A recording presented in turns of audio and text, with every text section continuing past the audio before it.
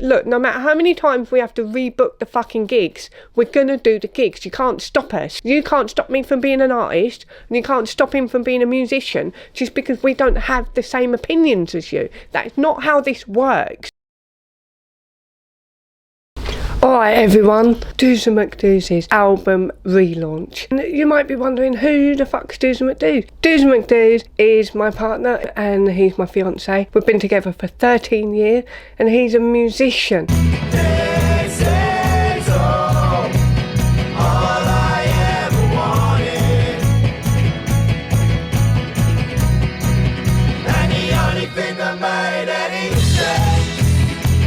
Originally, Doozer's album launch was going to be in June at the Portland Arms in Cambridge, and that got cancelled. As you know, we've been on the receiving end of a cancellation campaign for about 7 years now. And the good news is we've finally rebooked the show. It's now going to happen in London at the Tea House Theatre in Vauxhall on the 22nd of November. That's a Saturday. The doors open at 7 p.m. The details will be down below in the description. So anybody who bought a ticket for the first show, you are now on the guest list. But please let us know, just so that we can sell the rest of the tickets. And it's been a long old journey for us. We met in 2011. We've been together for 13 years. Well, actually, there's a funny story to that. First of all, Doozer met me at Strawberry Fair in Cambridge, and I was there with my friends. We were all drinking rum for the first and last time ever. I said hello to him. He introduced me to the band. I didn't think anything of it. It was a sea of beards as far as I was concerned. And then a week later, I was at Lee Folk Festival with my aunt, and we'd gone out for a few drinks down the seafront to have a laugh.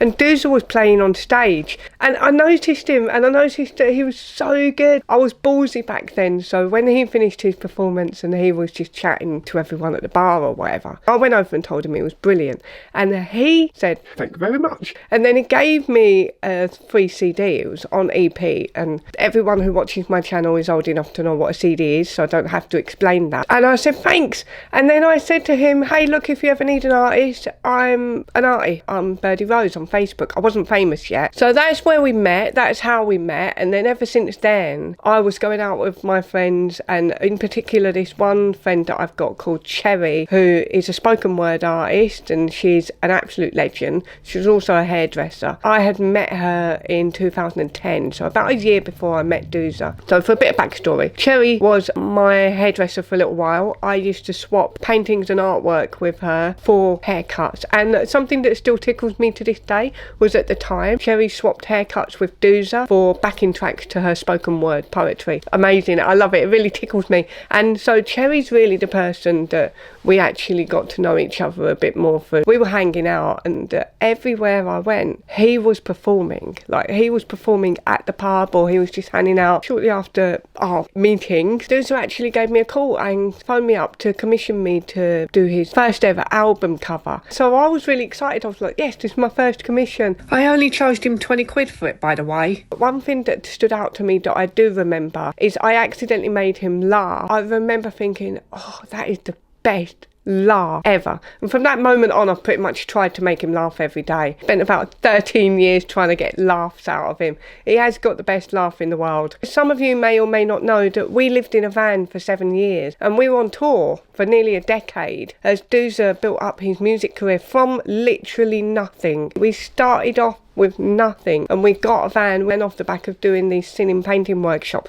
which is a whole other story. We were hanging out at the coffee shop one day, and Doozer and I were having opposite drinks. Like, I think he had a coffee and I had a tea, or I had a coffee and he had a tea. I can't remember which way round it was, but we were taking a piss out of each other's drinks, which is something we still do to this day. And we come up with this idea of singing paintings. Oh, wouldn't that be hilarious if you've got a painting and you press a button and it just sings at you, or it sings when someone walks past, something like that, or the painting shouts at you. I really like that idea of the interactive painting, and we came up with this idea that I would paint a picture about tea using only tea bags, and then paint a picture of a cup of coffee using only coffee beans, which is the most pretentious thing we could ever imagine. And then he wrote a song about tea and a song about coffee, and he recorded it onto a little sound module like what you get in the birthday cards. What we did was I put the painting together and then put the sound module into the canvas so that you could press the painting and it would sing about tea or coffee to you, which is hilarious. We thought it was the funniest thing in the whole world. When you watch my videos, at the end of the videos, that tea song you hear is from the ceiling painting. Those ceiling paintings are what got us our first fan. And basically what happened was Doozer went around showing the ceiling paintings to everybody at gig, and one lady that he knew got in touch with him a few months later and asked him if he'd be up for doing workshops with school, teaching kids how to make ceiling painting. And we had this class where for 20 minutes the kids would be with me and for 20 minutes they'd be with him. The theme was something of meaning, something meaningful to you in your local town. So it could be your chip shop, your church or your park, whatever it is. And the kids would paint something to do with that to represent the meaningful thing in your town. And then they'd go over to Doozer, and Doozer would have them make up a short 4-line verse or chorus about the meaningful thing in their town, and he would have them perform and record it all in half an hour. And then we'd put those things together. We'd put the recording on the sound module and I would attach it to the painting, and then you have a singing painting, which was brilliant. And the greatest thing about that, some of these kids had their work exhibited in local galleries, and that was just fantastic for me as an artist to give that to children. But we worked with quite a lot of schools. I think we worked with nearly 30 schools, or around about 30 schools.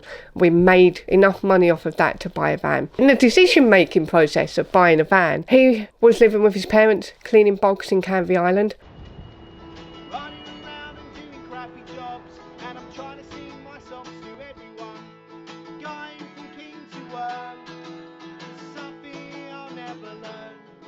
I was in a dodgy flat share after being homeless for a little bit. We both kind of had this situation where we were saying to each other, look, we've got this little chunk of money. What do we do with it? We can put down a deposit on a flat, or we can answer the call to an adventure, as Jordan Peterson puts it. We decided to answer the call to an adventure, and one of the conversations I remember us having about it was along the lines of, what's the worst that could happen? You know, we could go out on the road, we could do some festivals, we could play some gigs, and nothing comes from it. And a month later we end up broken down in a ditch with dirty socks, feeling deeply ashamed of ourselves. That's the worst that could happen. And then we'd have to come back home to Essex and get crappy jobs and try and get a flat somewhere. That was no different to what we were doing already. But the worst that could happen is that we end up exactly where we were. So we decided to take a punt and take the chance and answer the call to adventure.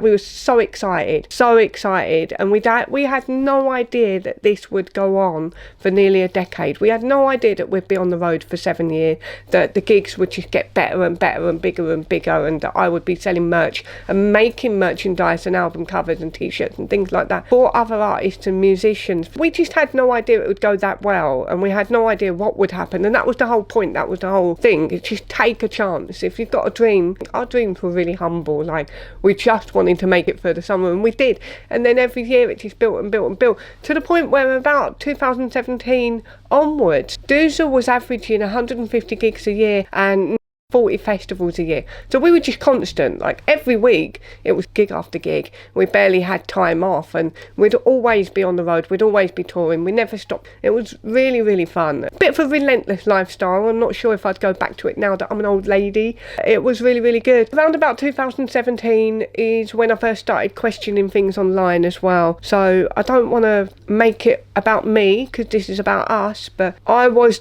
the catalyst. I'm the reason we've been cancelled, really. When it comes down to it, the beef is with me. Some of it is historical, but one of the main characters in our cancellation is the guy who introduced us. He seems to have had a problem with us since the moment we got together. There was always issues with us getting together, and he didn't like it, and he made his views very clear on that. He over the years attempted to sabotage us and sabotage Doozer's work and sabotage what I'm doing, and that's the reason that we disconnected from him, and we disconnected from a few other people that we'd unfortunately introduced to each other, and they became bonded with each other over their beef with us being together. They bonded over whatever gossip and backstabbing bitchy shit they were doing behind our back. I found out after we got cancelled the rumours about me and the rumours about us, and some of of the really, really egregious, occasionally criminal accusations about her had started as early as 2013. Bearing in mind, we got together in 2012 and hit the road in 2013. So it kind of coincides with when we first went on this adventure. And I think there's something going on there that has nothing to do with my opinions or trans or politics or culture wars or anything. And back then, we had no idea what any of that was. We were just like typical, normal, moderate lefties, I would say. So 2017 was a little bit more of a tumultuous time, all this stuff going on around us. I questioned it. I didn't really have anything outrageous to say. I remember I got diagnosed with PCOS and I wrote about it on Facebook. Just basically nothing too personal, just saying these are the symptoms to look out for. My God, did I get in trouble for that. So that is the first time I got in trouble for being transphobic or anti-trans. And it's also the first time I got called a Nazi. I got told that I'm a white supremacist. What about trans women? And I didn't know what he meant. So I just said, look, you have to have ovaries. You have to be born female to be at risk of these conditions. And he weren't happy about it at all. And I'm one of those people that if I'm told I can't say something, I want to say it even more. And also I'm somebody who's quite inquisitive and curious. So I started digging. And back then, I used to write these long statuses that were like Substack style essays with all my quotations and my sources linked in it, all my research linked in it. It was very productive for a while. 2017, 2018, it was pretty productive. And there was a lot of discussion and people were willing to talk to me about it. And that was great. And then about late 2018, I would say the discussion died down. It kind of is a bit eerie to think of it in hindsight because Charlie Kirk said that when the conversation stops is when the violence starts or when the aggression starts. And it's a bit eerie to think of my timeline, 2018, the conversation stopped. I was still putting it all out there, but people weren't engaging anymore. That's fine, but I'm going to keep going because I think this is an issue that's growing. What I noticed at the same time was at Doozer's gigs, women in particular were coming up to me and sort of looking over their shoulder and going, hey, Bird, I really love what you've been putting on Facebook. I think you're really brave for saying what you've been saying. And I totally agree with you. And then they were telling me their stories and their experiences or people around them who've had things happen. And then 2019 is when I got cancelled. And I've written about this on my Substack, so I don't need to go into detail. But essentially, somebody who we were friends with, who we took under our wing and took on tour with us and gave gigs to and introduced to everyone we knew who was a musician and also identifies as trans, accused me of beating her up at a festival. Now, she's a woman pretending to be a man, and she accused me of beating her up. Now, this was a word of mouth cancellation. This wasn't anything to do with online cancel culture. This was a malicious lie that was spread about me. I didn't even find out about it till after the festival. By then, everybody had already made their minds up that I'd done this. Everybody already turned on me. Everybody was boycotting my art. People were chucking my paintings in fires and in the bin, publicly denouncing that they're not having anything to do with me anymore. And that was pretty devastating, and I've gone through it in one of my Substacks. Actually, I've only just touched on the start of it, but that was the real start of it. So that was the 1st of July 2019, and then 1 year to the day, on the 1st of July 2020, during lockdown, at about midday, between 5 and 10 people, some of them we knew, some of them we didn't, they were trying to sabotage what we were doing. There were people, when you tell them your good news and they're not happy for you and they start having a go at you. Like when we said we were going to America, people weren't happy for us. They were like, well, why are you telling us that then? And I knew that wasn't good. You can't have people around you that are like that. You've got to have people around you that are cheering you on. So we detached ourselves from these people, regardless of how many years we'd been friends with them for. We were on a mission. We could see that what we were doing was building, and we wanted to succeed. We wanted to make a decent living, and we were at the point where we were making a living. Doozer was our breadwinner just off the back of touring. So in 2020, on July 1st, those people all wrote statuses about me and released them all at the same time, calling me a transphobe, an anti-trans bigot, a dangerous person, and there were accusations that I was bullying and stalking and harassing these people. And some of them, or nearly all of them, had been blocked for 3-4 years at that point. Some of them I'd never even met and didn't know. Some of them were claiming I'd made them suicidal. Some of them were blaming me for suicides of other trans people. All the usual tropes that we're used to seeing now, but I wasn't used to back then. So that cancellation happened, and it has never stopped since. It's been 5 years. And every now and again, it'll all crop up again with the same people mouthing off about us online, trying to drive a campaign towards us. It's usually when Dooze's got a gig, they'll get the gig cancelled, they'll drive another campaign about her. Or it's when I've got something good, or something good happens to her. That's how it goes. Something good happens, and then what we're doing next gets taken away from us, and we get slandered and libelled, defamed again. We get accused of all sorts of things. I don't really think the trans accusation is what cancelled her. I think the accusations of domestic violence, of me being an abuser, Doozer being too scared to leave me, and that's why he's still with me. I think that's been a nail in the coffin, you know, the accusation that I've now apparently beat up at least 5 trans people, and a majority of those are men claiming to be women. In case you didn't know this about me already, I'm pretty hard, apparently. That was the chair, not my bum. Just absolutely bonkers. The whole thing was absolutely bizarre. But the thing that's been really, really effective in cancelling Doozer, because, I mean, obviously this cancellation's about me, and then they moved to Doozer. And the reason they moved to Doozer, in my opinion, is because they couldn't take me down. One of the things that's happened over the years, even as far back as 2019, is people have been privately approaching Doozer, telling him he has to leave me. He has to break up with me for his reputation, for his career, for his safety, for his sanity, for his well-being. He has to leave me because what I'm saying is damaging to him. Now, back then, all I was saying was, guys, are we absolutely 100% sure that we should be sterilising kids that seem like they might be autistic? I'm not saying you can't, I'm just saying we should think about this. What I'm trying to say is I was being really reasonable, right?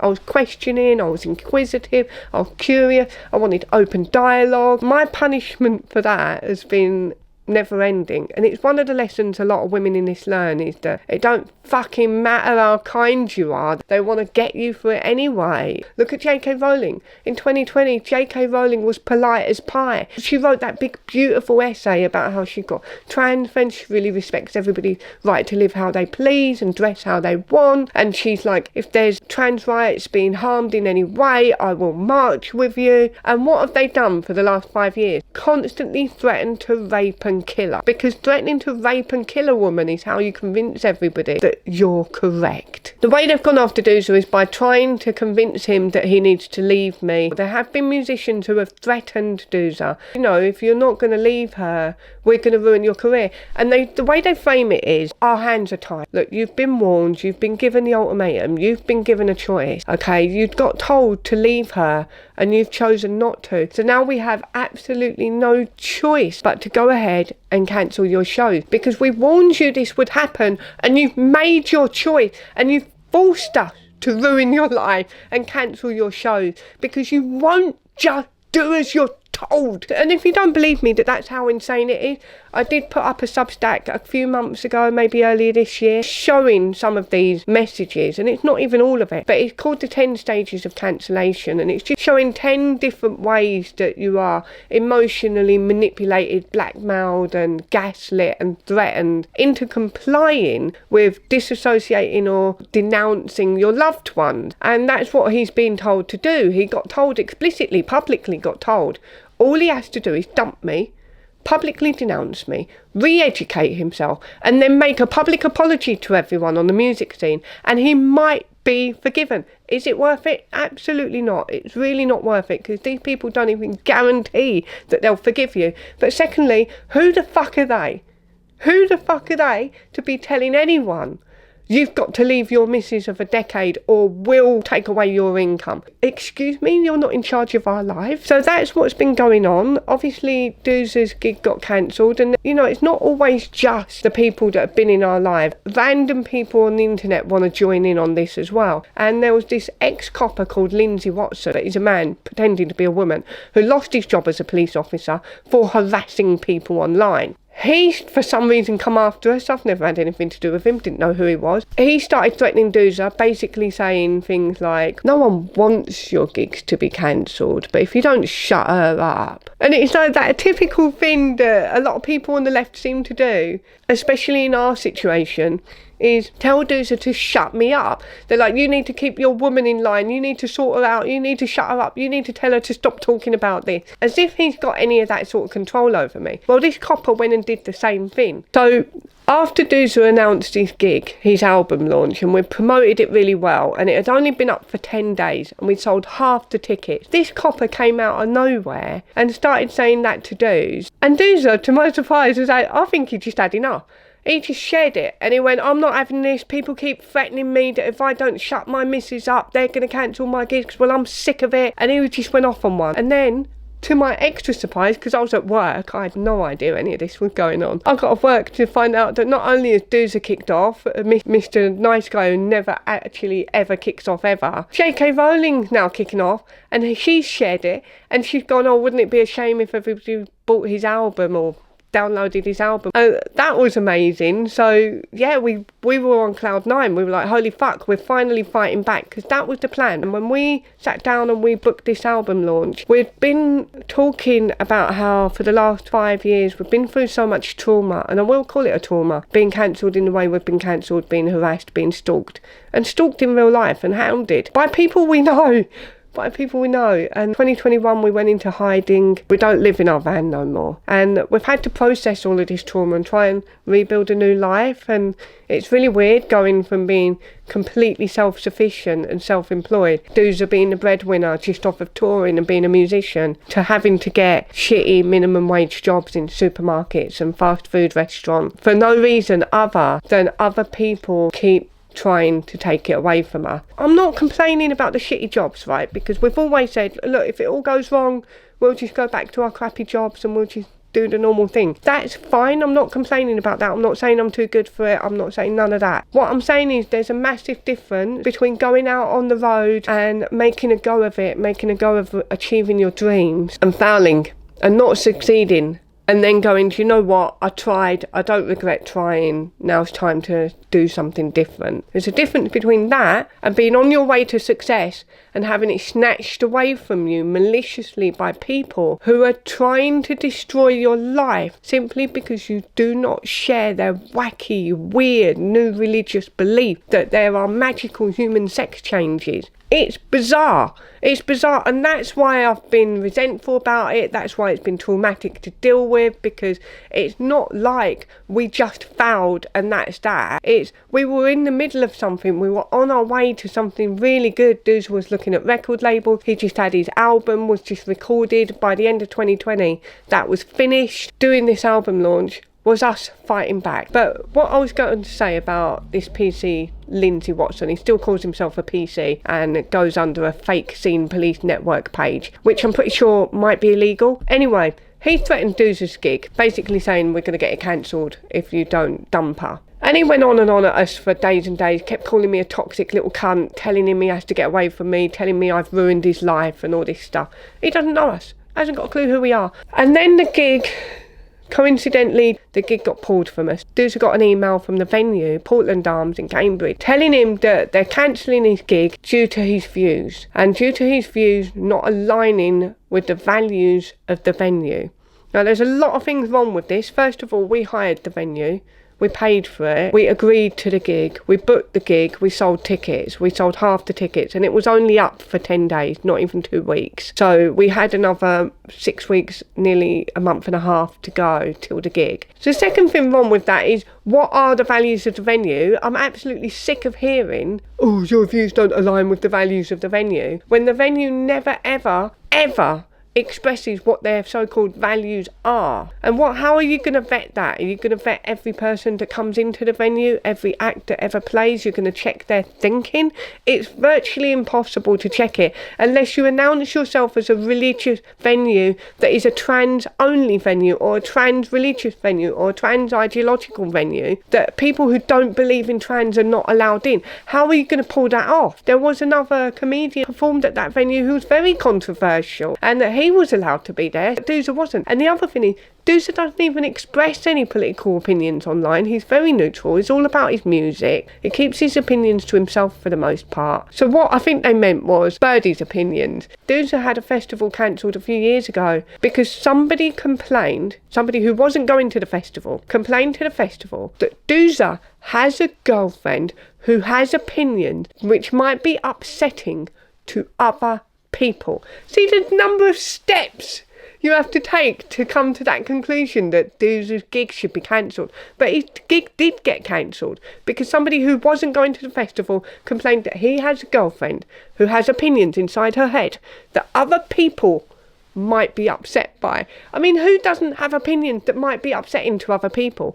Everybody does. So the standard here is insane, and it is obviously against the law, since my for starters ruling, to cancel contracts and things like that, cancel employment essentially, or cancel shows on the basis that you don't believe in this one religion that the venue has never said you have to believe in the first place. So we're dealing with that behind the scenes. We've got in touch with Free Speech Union and they've been very helpful, and they've helped us find this new venue, the Tea House Theatre in London, which is a free speech venue, and it's a beautiful venue. So they have loads of tea.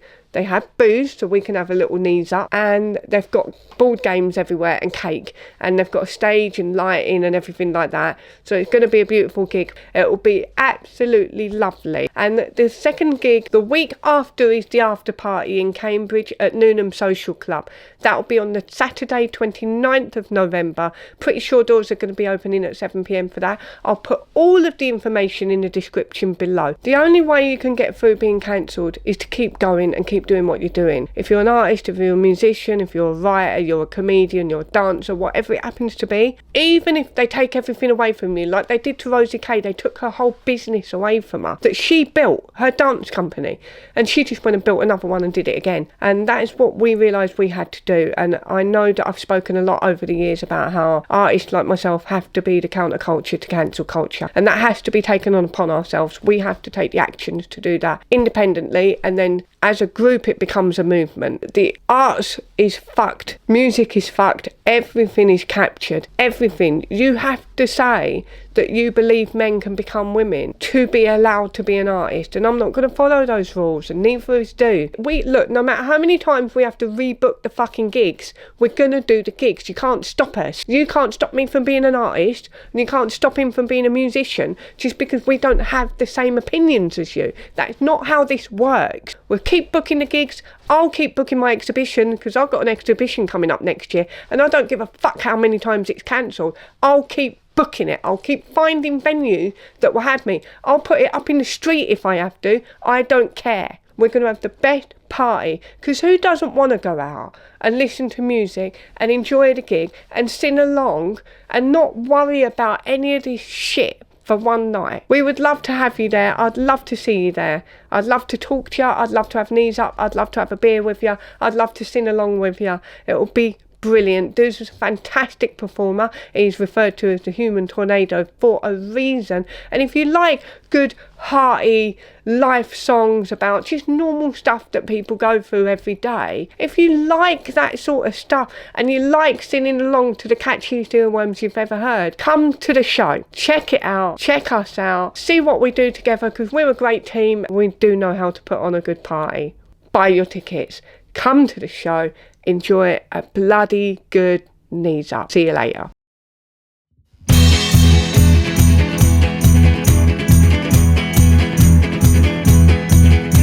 I picked up my dad's guitar when I was 15 years old. Bought from 30 quid from a boot sale down the road. And I hid it away cause no one would understand. And I learned all the songs to level in the land. I must have been one of those awkward teenagers. Later on that year I caught glandular fever, and I lay there for weeks wishing that I could be free. And then I caught the highlights of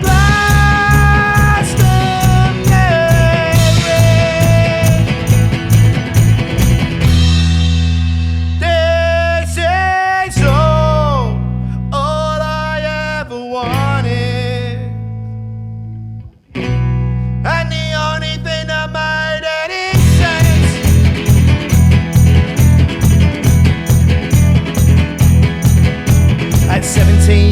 bass and I joined a band. Gonna be the biggest thing in the universe and you've got to understand. And we invented our own genre of music, cause that way you can be the best of it. But we most likely not to leave Southend.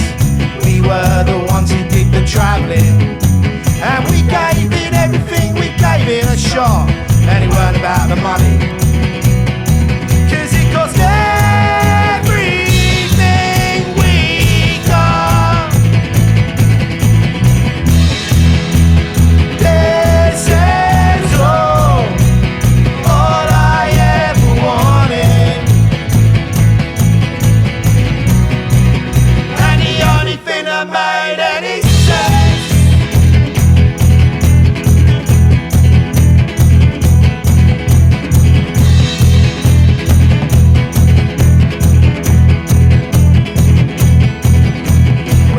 On now, well, I still travel round, and I'm singing all the songs that I have found in the corners of my brain. I don't know where they come from, and I'm wondering what I'm doing wrong.